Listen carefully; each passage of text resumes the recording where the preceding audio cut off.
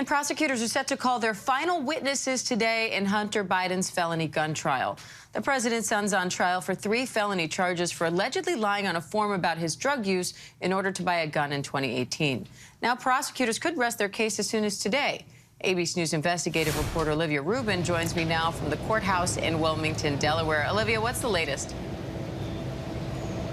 That gun store employee, Gordon Cleveland, who sold Hunter Biden the gun and said he personally watched him fill out the form where he verified he was not a user of drugs, is back on the stand, and he is facing cross-examination from Hunter's attorney, Abby Lowell. And what Lowell has been doing this morning is using Gordon Cleveland to differentiate the questions that were on that form. For example, the form asks, if you have ever been indicted of a crime, but it asks, are you a user of drugs?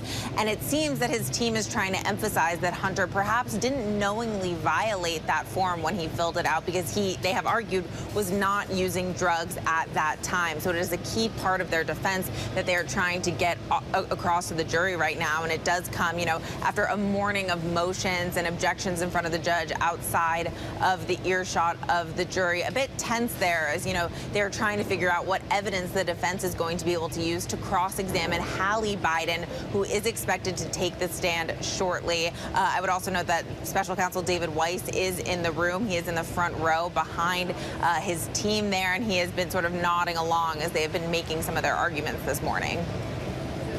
Olivia, what stands out to you from the testimony so far? Well, prosecutors have, really done their due diligence of laying out Hunter Biden's addiction, that years-long addiction. They've used multiple witnesses, women from Hunter's past, to talk about how they personally, saw him doing drugs, found him doing drugs. They've used Hunter's own words against him. Hundreds of texts entered into the record. Portions of his own audiobook where he says he's an addict entered into the record. And they have been using that, but what they have not yet done is get anyone on the stand to say that they saw Hunter Biden using drugs during that specific time when he owned the gun, which is so key here. And that is exactly what the defense has been drilling into. Every time a witness takes the stand, they say, oh, you saw him using drugs in March of 2018, but what about October 2018 when he owned the gun?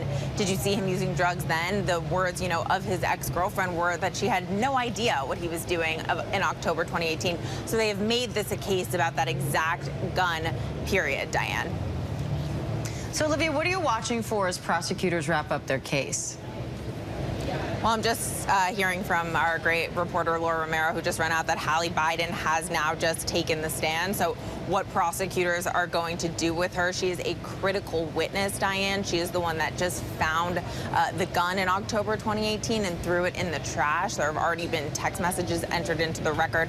Hunter texting her saying, did you take that from me, Hallie? And it does appear that Hallie is going to be the linchpin in the government's case to bring Hunter's drug use to that time period. It could be that she testifies she saw him using drugs or thought she was using drugs during that time, because she is the one who is in communication with him at that time. And the reason, a court got off to a late start today with the testimony is because they were so fiercely debating what sort of text messages the defense was going to be able to use to cross-examine her, text messages between Hallie and Hunter during that time period. So a critical witness getting on the stand today, and Hunter's defense team trying to get in whatever they can to be able to hopefully, in their case, try to impeach some of her testimony.